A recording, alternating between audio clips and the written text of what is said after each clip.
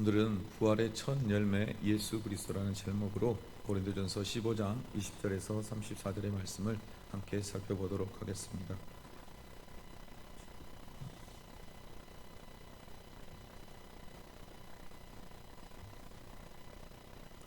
제가 한 절, 여러분들이 한 절, 마지막 절은 합독하도록 하겠습니다.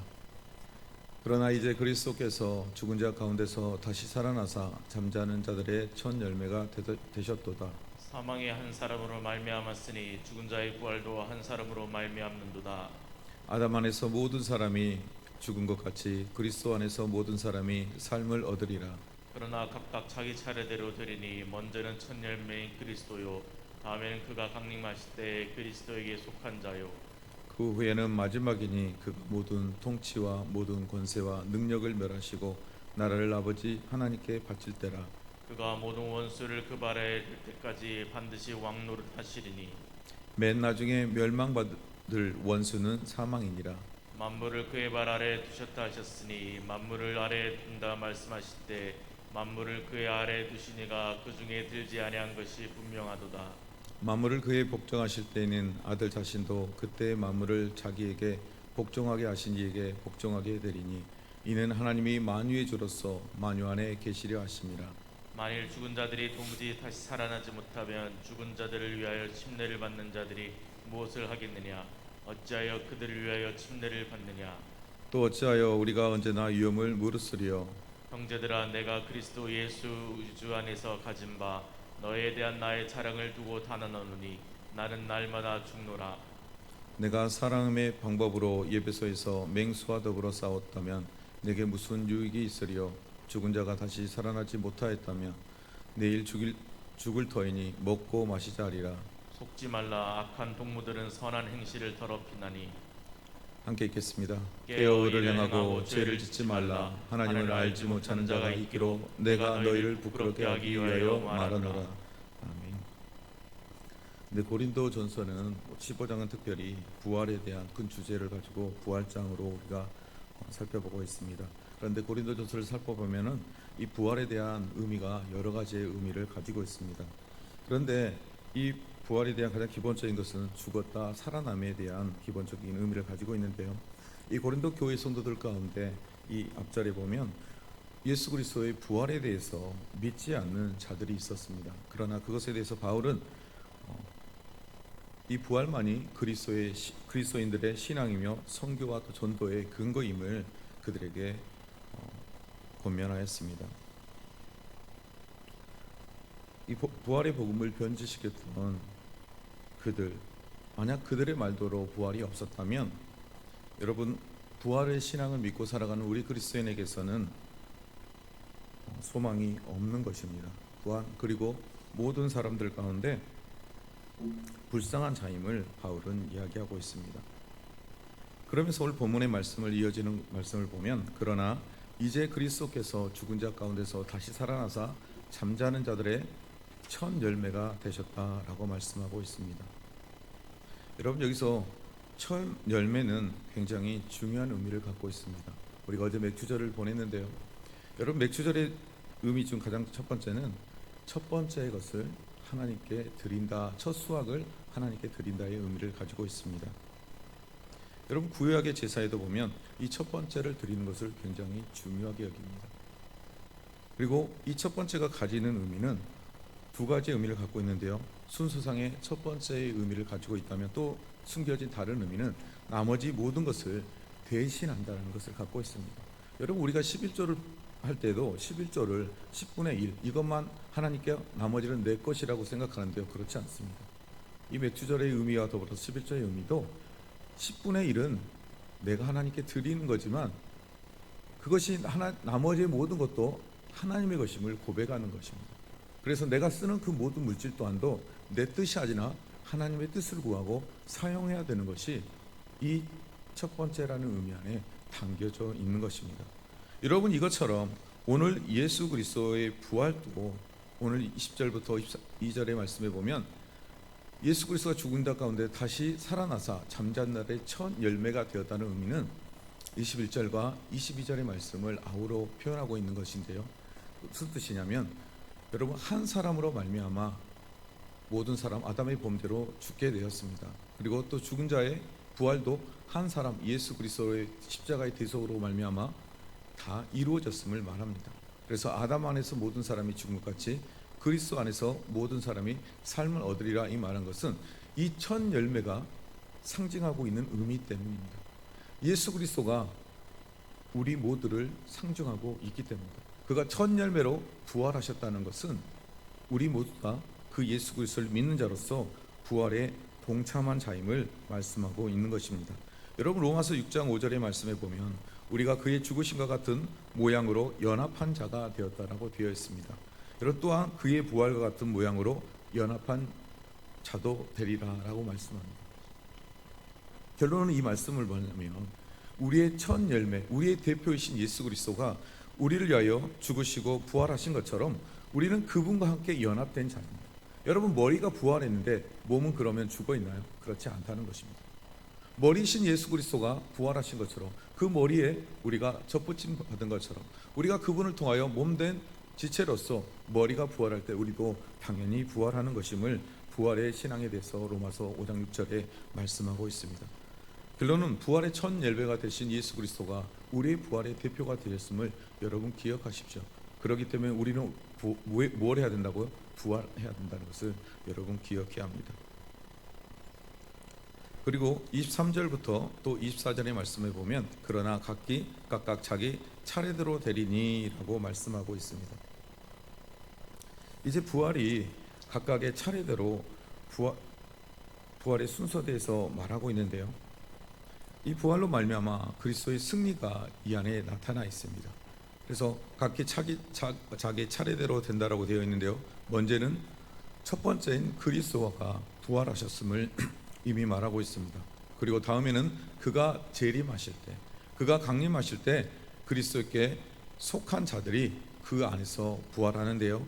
그의 마지막 그가 모든 통치와 모든 권세와 능력을 멸하시고 이 땅에 있는 모든 사단에게 속했던 나라를 하나님께 바칠 것이라고 말합니다. 그래서 주님의 재림의 때 그리스도의 승리하심이 어떠하심에 대해서 이렇게 순서적으로 말하고 있습니다. 그리고 25절 보면 그가 모든 원수를 그 발 아래 둘 때까지 반드시 왕노릇할 것이라 말씀합니다. 예수 그리스도는 이 땅에 초림에 오신 이후에 이 땅에서 왕이었습니다.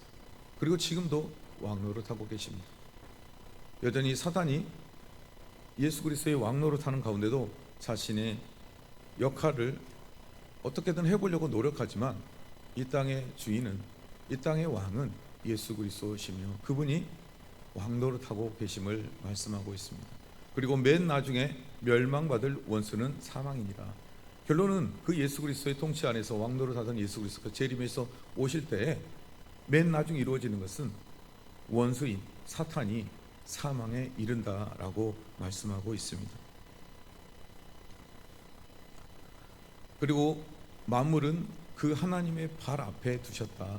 그래서 온 만물을 다스리는 그 하나님 앞에 만물이 있음을 증거하면서 만물 아래 두신 이가 그 중에 들지 아니한다. 하나님을 그 만물 아래 두는 존재가 아니라 만물은 그분 안에 담겨 있는 존재라고 말하고 있는 것입니다. 우리 이렇게 말하죠. 하나님 어디 계셔? 그러면 내 안에, 네 안에. 저는 이렇게 말합니다. 온 우주가 그분 안에 담겨 있다고 말합니다. 온 창조주 만물이 그분 안에 담겨 있는 거지 내 안에만 있는 게 아니에요. 그분 안에 우주도, 지구도, 달도, 저도 모두가 담겨 있는 것입니다. 그래서 주님이 오실 때 어떻게 와요? 불현듯 오시는데 모두에게 온 우주 만물 가운데 임재하시는 거예요. 우리가 생각하는 것과 조금 하나님의 생각하는 부분들을 영역을 키워야 합니다. 내 안에만 존재하는 분이 아니라 우리가 그분 안에 모든 것이 담겨 있음을 기억해야 합니다. 그래서 만물은 그에게 복종하실 때, 그러니까 마지막 예수 그리스도가 재림에 오시는 그날 온 우주 만물이 그분 앞에 복종하게 될 때 아들이신 예수 그리스도도 어떻게 돼요? 그분에게 복종하게 된다라고 말씀합니다. 그래서 이는 하나님이 만유의 주로서 만유 안에 계시려 하십니다. 그래서 온 우주 만물을 다스리는 하나님에 대해서 바울은 말씀하고 있습니다. 그래서 29절부터 또 말씀해 보면 만일 죽은 자들이 도무지 다시 살아나지 못하였다면 죽은 자들을 위하여 세례를 받는 자들이 무엇을 하겠느냐라고 말하는데요. 사실 이 말씀이 굉장히 좀 난해한 구절이긴 합니다. 근데 이 말씀을 보면 학자들도 되게 아직 이 부분에 대해서 다른 견해를 가지고 있지만, 오늘 성경의 기자의 29절에 기록한 안에서 목적을 보면 우리는 깨달을 수 있는데요. 첫 번째, 죽은 자들이 도무지 살아나지 못하면, 그러니까 우리가 이미 죽은 자들이 다시 살아나지 못한다, 이런 부활을 의미하는 거죠. 죽은 자들이 부활하지 못한다면 이 부분까지는 난해하지 않아요. 그렇죠. 근데 죽은 자들을 위하여 세례를 받은 자들이 무엇을 하겠느냐, 아니 죽은 자들을 위하여 무슨 세례를 합니까? 라고 하는데, 이때 이교도들의 문화 가운데 죽은 자들을 위하여 세례를 했던 문화가 있었다는 거예요. 그럼 그 문화를 오늘 가지고 와서 오늘 바울이 말하는 거예요. 죽은 자들이 이교도들처럼 그 위에 세례를 받아봤자 무슨 의미가 있겠느냐. 그런데 여기서 이제 바울은 이 본문의 말씀을 반전을 가지고 오는데, 죽은 자들은 여기서 말하는 것은 먼저 믿고 죽은 그리스도인들을 말하고 있는 거예요. 그리고 그 먼저 믿는 믿음의 선배들의 신앙을 보고 또 세례를 받는다는 것은 뭐죠? 내가 죽는다는 걸 상징해요. 지금 부활에 대해서 이야기하고 있잖아요. 그래서 우리의 믿음의 선배들이 주 안에서 이미 죽었던 것처럼, 우리도 그 안에서 그들이 받고 죽었던 세례처럼 우리도 그 안에서 세례를 받는다는 것, 내가 죽는다는 거예요. 그것을 통해서 우리는 무엇을 의미해요?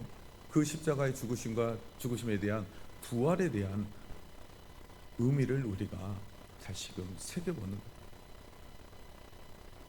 그러니까 죽은 자들 위하여 세례를 받는 것은 그 죽은 자들이 보였던 믿음과 소망, 그것을 우리가 보고 무엇을 한다고요? 세례를 받는다는 거예요. 그래서 어찌하여 그들의 세례를 받느냐, 이 말은 너희가 어찌 세례를 받느냐, 부활한 자가 집이 죽었다면 이 말 안에 너희의 믿음의 조상들이 예수 그리스도를 바라보고, 아브라함도 오실 예수 그리스도를 바라봤다고 했어요. 다윗도 장차 오실 예수 그리스도를 바라보며 나아갔다고 했어요. 그런 것처럼 그들이 그 예수 그리스도를 바라보고 죽었던 것처럼, 천국에 대한 소망을 가지고 살았던 것처럼 너희 또한 그들이 가졌던 믿음과 소망을 가지고 세례를 받는다라고 말하는 거예요. 그래서 또 어찌하여 우리가 언제나 위협을 무릅쓰리요? 무엇 때문에 우리가 위협을 무릅쓰냐는 거죠. 여러분, 무엇 때문에 우리가 위험을 무릅쓰죠? 여러분, 우리에게 부활이 있기 때문에, 부활에 대한 소망이 있기 때문에 죽음이 두렵지 않아요. 여러분, 왜 선교지에 가서 온 가족이 죽기도 하고 선교사님들이 납치되고 살해되는 일이 있음에도 불구하고 그들이 그 이유까지도 무릅쓰고 복음을 전하려고 하느냐? 그만큼 복음의 능력, 복음의 소망이 중요하기 때문에. 여러분, 부활이 없다, 여러분 부활의 소망이 없다, 그럼 정말 위험한 거예요. 부활의 소망이 없으면 우리는 뭘 하지 못하죠? 복음을 전할 수 없어요. 바울이 그랬죠. 부활이 없다면 세상 사람들 가운데 우리가 가장 불쌍한 자다. 여러분, 그렇지 않나요? 이 새벽에 남들 다 자고 있어요. 교육자들 중에 이런 이야기가 있어요. 새벽 예배만 없어도 목회해보겠다. 왜 이런 말 할까요? 힘드니까 그러겠죠. 주신 은혜가 있음에도 불구하고 힘듦이 있어요. 여러분, 성도들도 일주일에 한 번 예배 드리면 얼마나 좋아요, 그죠? 눈도장 딱 찍고 하나님이 저 왔어요 하고 하면 얼마나 좋아요. 그런데 이놈의 교회는 새벽 예배 가야 돼, 수요 예배 가야 돼, 금요 예배 가야 돼, 또 뭐 있으면 또 가야 돼. 예배만 드리면 괜찮아요. 그래, 시간을 좀 아끼면 되지. 그런데 갑자기 10분의 1을 떼어서 드려요. 감사하다고 또 예물을 드려요. 믿지 않은 남편, 아내가 보면 이해가 안 돼요. 아니, 왜 돈 벌어서 그걸 드려? 여러분, 정말 불쌍해요. 그렇지 않나요? 세상 사람처럼 마음처럼 마음껏 먹고 즐기고 살면 얼마나 좋아요. 만약 이게 없다면 저부터 당장 먼저 여기서 뛰어나갈 거예요. 그 부활의 소망이 없으면, 정말 예수 그리스도가 살아계시지 않는다면 여러분, 저부터 도망갈 거라니까요. 저를 아는 어떤 친구가 이런 말을 해요. 제가 그때는 목회를 하기 전이죠. 군대 있을 때니까 주부임인데 지금은 친구처럼 지냈는데 친구로 왔는데 걔가 그래요. 야, 교회 목사님들은 큰 교회 목사님만 뉴스에 들어서 잘 살고 어쩌고 저쩌고 헌금이 다 막 목사님 거래더라 뭐 이런 이야기를 그래요. 그래? 야, 다 그랬으면 좋겠다. 제가 우리 아버지는 지금도 몇십만 원밖에 안 받아. 큰 교회 목사님 몇백만 원 받을 때 우리 아버지 20만 원 받아. 그랬더니 상상이 안 되는 거. 20만 원 갖고 어떻게 사냐는 거죠. 그리고 교회 헌금은 목사님 게 아니에요. 교회 그거 하나님의 거야. 그랬더니 그 친구가 깜짝 놀래요. 여러분, 부활의 소망이 없으면 왜 그런 삶을 사는가? 정말 불쌍한 사람 중에 제일 불쌍한 게 그리스도입니다. 그럼에도 불구하고 우리가 불쌍하지 않는 것은 부활의 소망, 부활의 예수 그리스도가 우리의 첫 열매가 되셨기 때문임을 여러분 기뻐하며 감사하는 저와 여러분이 되기를 주님의 이름으로 축복합니다. 그래서 바울은 이렇게 말해요. 이러한 이연과 어려움과 삶의 고난이 있지만, 세상의 사람의 조롱거리가 되지만, 자신의 삶을 통해서 그가 보여주는 게 뭐냐면, 형제들아 내가 그리스도 예수 우리 주 안에서 가진 바 너희에 대한 나의 자랑. 그가 자랑을 단언하고 하고 있는 것이 있는데 그게 뭐냐? 나는 날마다 죽노라. 갈라디아서 2장 27처럼 내가 그리스도와 함께 십자가에 못 박혀 죽이는 삶을 바울은 날마다 죽는다라는 거예요. 누구 때문에 죽어요? 예수 그리스도의 때문에. 그리고 예수 그리스도의 십자가의 부활의 소망 때문에. 여러분, 내가 죽는다는 건 여기서는 육이 죽는 게 아니죠. 내 영이 죽는 게 아니에요. 내 삶의 분에서 세상의 것이 죽어가는 거예요. 세상 속에서 세상 것이 죽어갈 때 내 안에 하나님의 영으로, 하나님의 거룩한 것으로 더 채워지기 때문에 세상 사람들과 살아가는 그곳에서 내가 날마다 죽는 거예요. 즉 나의 자아가 죽는 거예요. 내가 죽을 때 내 안에 예수 그리스도가 살아남을 바울은 날마다 경험하기에 그는 날마다 죽는다라고. 여러분, 우리가 부활의 소망을 우리의 육신이 죽고 천국에 가는 것, 주님이 오실 때 재림의 완성의 때만 경험하는 게 아니에요. 부활의 소망은 우리가 예수 그리스도를 믿는 그 순간 이 땅에서 죽고 살아남의 삶을 매일매일의 삶 속에, 순간순간의 삶 속에 바울은 누리고 있음을 바울은 자신의 모습을 통해 보여주고 있는 것입니다. 32절부터 34절에 보면, 내가 사람의 방법으로 에베소에서 맹수와 더불어 싸웠다면 내게 무슨 유익이 있으리요? 죽은 자가 다시 살아나지 못하였다라고 말합니다. 자, 에베소에서 자신을 공격하고 힘들게 했던 이 교회인들, 이들과 함께 있었던 것, 또 그리고 유대교인들이 자신을 어렵게 하고 자신을 힘들게 했을 때, 여러분, 사람의 방법으로 살았다면, 싸웠다면 그에게 아무런 유익이 없었다는 거예요. 여기서 사람의 방법은 우리가 가졌던 생각, 우리가 가진 공의, 정의, 내가 봤을 때 분명히 공의로워, 내가 봤을 땐 정의예요. 그럼에도 불구하고 바울이 복음을 위하여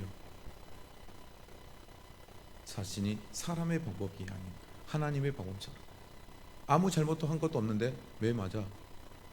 두들겨 죽을 뻔했다. 아니, 죽어서 천국에 갔다 왔다. 수없이 많은 고난과 굶주림과 들판에서 잠을 잤던 그 바울의 방법, 그것은 사람의 방법이 아닌 하나님의 방법으로 그가 싸워 이겼다라는 거예요. 여러분, 이 방법이 뭐예요? 위에서 보면 나는 날마다 죽노라 고백하는 거예요. 내가 죽지 않으면 사람의 방법을 쓸 수밖에 없어요. 저도 제 안에 제가 살아있으면 제 사람의 방법으로 싸워 이기려고 해요. 그래서 미워해요. 용서하지 않아요. 제가 전에 전도사 때 그랬다고 그랬잖아요. 지하철역에서 확 때려주고 싶다. 제가 주먹으로는 절대 안 지니까, 저도 자신이 있으니까. 그런데 주님이 이렇게 말씀하셨어요. 제가 사람의 방법을 생각하고 있을 때 주님이 날마다 죽으라 말씀하면서 이렇게 말씀하셔요. 너 전도사잖아. 너 그리스도인이잖아. 너 성도잖아. 여러분, 성도고 그리스도의 뜻이 뭐예요? 세상 가운데 구분하여 불러내었다는 뜻이. 그런데 그 뜻 안에 뭐가 있는 줄 아세요, 여러분? 거룩이라는 뜻이 담겨 있는 거 아세요? 거룩 또한도 다름과 분리라는 뜻을 갖고 있어요. 그러니까 성도라는 뜻 안에 우리가 세상과 구별하여 불려내었다는 것은 이 거룩이라는 단어가 동일한 의미를 갖고 있는데 세상에서 분리하여 있는 자, 세상과 다른 자, 세상의 사람과 다른 자라는 의미 갖고 있다는 거예요. 오늘 바울이 그 말을 합니다.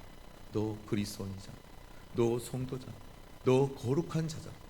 그러면 그에 합당한 삶을 살아내라고 말하고 있는 것입니다. 그래서 죽은 자가 다시 살아나지 못한다면 내일 죽일 터이니 먹고 마시자 하리라.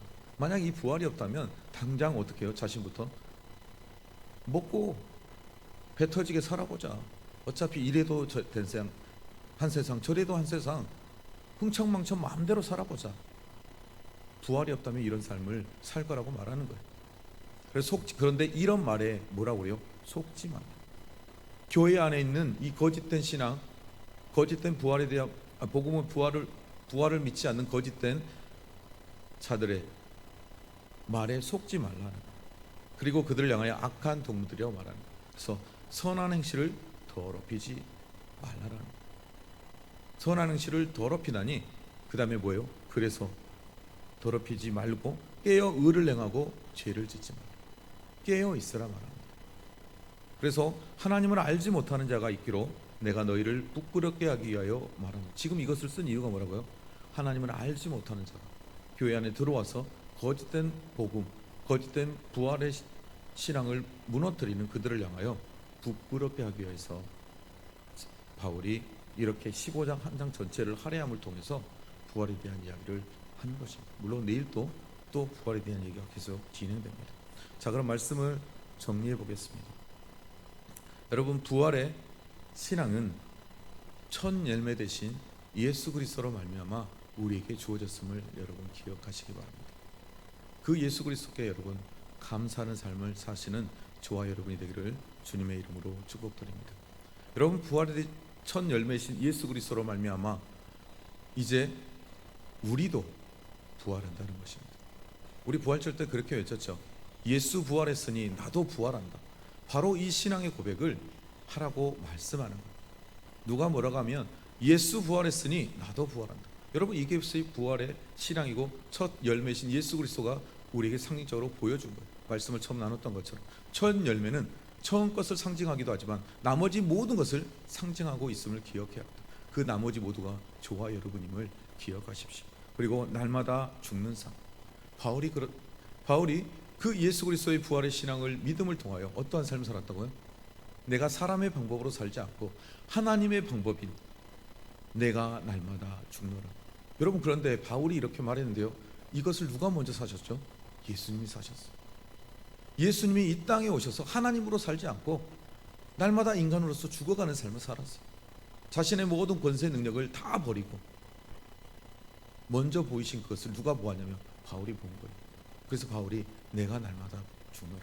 그래서 바울이 가끔 이런 말이죠. 예수 그리스도를 본받아라. 그러면서 그러죠. 또 나도 본받아라.